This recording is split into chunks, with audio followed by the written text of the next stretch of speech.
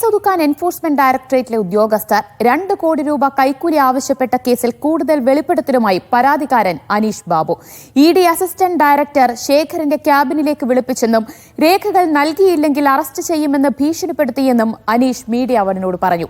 ED ഉദ്യോഗസ്ഥനായ വിനോദ് കുമാറാണ് തന്നെ ഭീഷണിപ്പെടുത്തിയതെന്നാണ് അനീഷ് ബാബു പറയുന്നത്. രേഖകൾ ഇല്ലെങ്കിൽ മറ്റ് വഴികൾ കാണണമെന്നാണ് വിനോദ് കുമാർ ആവശ്യപ്പെട്ടത്. അത് കൈക്കൂലിക്ക് വേണ്ടിയാണെന്ന് തനിക്ക് അപ്പോൾ മനസ്സിലായില്ലെന്നും അനീഷ് പറഞ്ഞു. അനീഷിന്റെ മൊഴി വിജിലൻസ് രേഖപ്പെടുത്തുകയാണ്. ഇതിലെ നിങ്ങളുടെ കേസ് അന്വേഷിക്കുന്നത് ഡയറക്ടർ രാധാകൃഷ്ണൻ അല്ലാന്ന് പറയുന്നു. അതൊന്നും എനിക്കറിയില്ല കേട്ടോ. ഞാൻ അത് കഴിഞ്ഞിട്ടുള്ള ഒരു വാർത്തയും എനിക്കറിയില്ല. രാധാകൃഷ്ണൻ ആണോ അല്ലയോ എന്നൊന്നും എനിക്കറിയില്ല. എന്നെ ഇത് ചെയ്ത ആളുടെ പേരാണ് ഞാൻ പറഞ്ഞത്. ഇതാരാ? ഇത് തന്നെയാണ്. അപ്പൊ ഇതല്ല മറ്റേ ആളാണ്. അതെനിക്ക് സംശയം ഉണ്ടെന്ന് പറഞ്ഞു. അതെ ആണോ എന്ന് ചോദിച്ചു. അപ്പൊ എനിക്കും ആ ഒരു പേരിനൊരു ഡൗട്ട് ഉണ്ടായിരുന്നു. അപ്പൊ അത് ഇത് സാറിന്റെ പേരെന്താ? അല്ല ഇപ്പൊ അപ്പൊ വിനോദ് സാറാണ്. രാധാകൃഷ്ണൻ സാറല്ലേ ഇപ്പൊ ഇതിന്റെ ന്യൂസൊക്കെ ഇങ്ങനെ വന്നിട്ടുണ്ട്. ഈ കാണിച്ച സാറാണ്, വിനോദ് സാറാണ്. അതെ ഈ ഫോട്ടോ അപ്പോഴും നിങ്ങൾ ആരെങ്കിലും ഒരാൾ കാണിച്ചായിരുന്നെങ്കിൽ ഞാൻ പറഞ്ഞേനെ. വിനോദാണ്. അതെ അതെ കേസുമായി ബന്ധപ്പെട്ട് അല്ലാതെ ഇങ്ങനെയുള്ള കാര്യങ്ങളൊന്നും പറഞ്ഞിട്ടല്ല. നിതിൻ സേവ്യർ കൂടുതൽ വിവരങ്ങൾ നൽകും. നിതിൻ, ED ഉദ്യോഗസ്ഥർ കൈക്കൂലി വാങ്ങിയതുമായി ബന്ധപ്പെട്ട പരാതിക്കാരൻ ഇപ്പോൾ നൽകുന്ന പുതിയ വിവരങ്ങൾ, കൂടുതൽ വിവരങ്ങൾ എന്തൊക്കെയാണ്? എപ്പോഴും അനീഷിന്റെ ചോദ്യം ചെയ്യൽ, മൊഴിയെടുപ്പ് വിജിലൻസ് ഉദ്യോഗസ്ഥരുടെ ഭാഗത്തും തുടരുകയാണോ?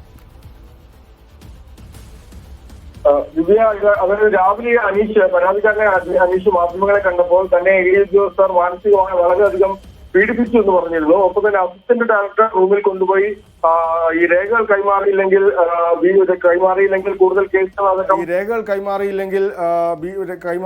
കൂടുതൽ കേസുകൾ അടക്കം തന്റെ പേരിൽ ഇടുമെന്നടക്കം പറഞ്ഞ് ഭീഷണിപ്പെടുത്തുന്ന അടക്കമുള്ള കാര്യങ്ങൾ പറഞ്ഞിരുന്നു. അപ്പോൾ അദ്ദേഹം പറഞ്ഞിരുന്നത്, പരാതിക്കാരൻ പറഞ്ഞത് ഈ K രാധാകൃഷ്ണന്റെ പേരായിരുന്നു. K രാധാകൃഷ്ണൻ നമുക്കറിയാം കരുവന്നൂർ കേസടക്കം അന്വേഷിച്ച വളരെ പ്രശസ്തനായ അറിയപ്പെടുന്ന ഉന്നത ഉദ്യോഗസ്ഥനാണ്, ഡെപ്യൂട്ടി ഡയറക്ടറാണ് EDയുടെ. പക്ഷേ അദ്ദേഹം ഇപ്പോൾ മാധ്യമങ്ങളെ കാണുമ്പോൾ പറയുന്നത് ഈ വിജിലൻസുമായി ബന്ധപ്പെട്ട് അല്ലെങ്കിൽ വിജിലൻസിന് മൊഴി നൽകാനായി ഇപ്പോൾ എത്തിയപ്പോൾ മാധ്യമങ്ങളെ കണ്ടപ്പോൾ അദ്ദേഹം പറയുന്നത് ഈ രാവിലെ തനിക്ക് പേര് മാറിപ്പോയതാണ്, രാധാകൃഷ്ണനല്ല വിനോദ് കുമാർ എന്ന മറ്റൊരു ഉദ്യോഗസ്ഥനാണ് തന്നെ ഇത്തരത്തിൽ ഭീഷണിപ്പെടുത്തിയത് എന്നാണ് അദ്ദേഹം പറയുന്നത്. ഫോട്ടോ കണ്ടപ്പോഴാണ് തിരിച്ചറിഞ്ഞതെന്നാണ് അദ്ദേഹം പറയുന്നത്. രേഖകളില്ലെങ്കിൽ മറ്റു വഴികൾ കാണണമെന്ന് വിനോദ് കുമാർ തന്നെ ഭീഷണിപ്പെടുത്തിയെന്നും ഇപ്പോൾ ഈ പരാതിക്കാരൻ പറയുന്നുണ്ട്. ഇത് കൈക്കൂലിക്ക് വേണ്ടിയാണെന്ന് അപ്പോൾ തനിക്ക് മനസ്സിലായില്ലെന്നും ഇപ്പോൾ അത് തനിക്ക് മനസ്സിലായി എന്നും ഈ അനീഷ് പറയുന്നുണ്ട്. ഏതായാലും ഈ കടുവയെ പിടിച്ച കിടുവ എന്നൊരവസ്ഥയിലാണ് ഇപ്പോൾ നിലവിൽ ED ഉള്ളത്. നേരത്തെ ED ഈ കള്ളപ്പണവുമായി ബന്ധപ്പെട്ട് കേരളത്തിൽ അങ്ങോളം ഇങ്ങോളം ഒരുപാട് പേരെ പിടിക്കുകയും ഒരുപാട് വലിയ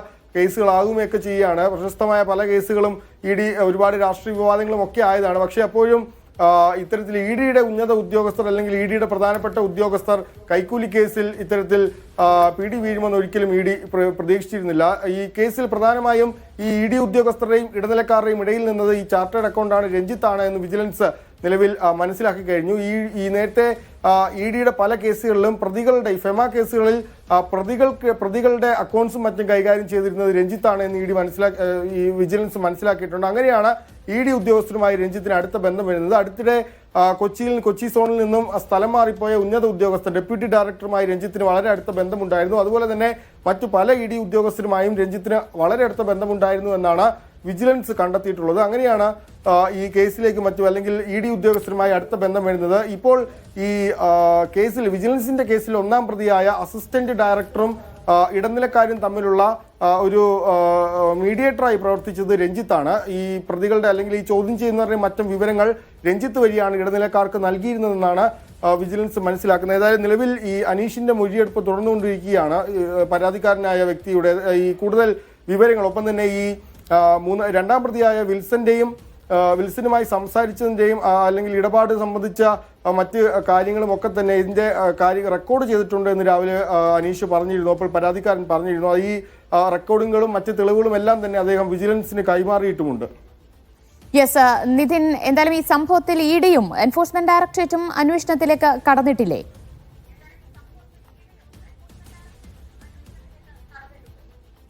തീർച്ചയായും ഈ സംഭവത്തിൽ ആഭ്യന്തര അന്വേഷണം ED പ്രഖ്യാപിച്ചിട്ടുണ്ട്. ആഭ്യന്തര അന്വേഷണം ഡെപ്യൂട്ടി ഡയറക്ടറാണ് നടത്തുന്നത്. അതായത് ഇപ്പോൾ ഇവിടെ അസിസ്റ്റന്റ് ഡയറക്ടറെയാണ് വിജിലൻസ് പ്രതിയാക്കിയിരിക്കുന്നത്. പക്ഷേ 4 ഡെപ്യൂട്ടി ഡയറക്ടർമാരാണ് ഇഡിക്ക് കൊച്ചിയിലുള്ളത്, കൊച്ചി സോണിലുള്ളത്.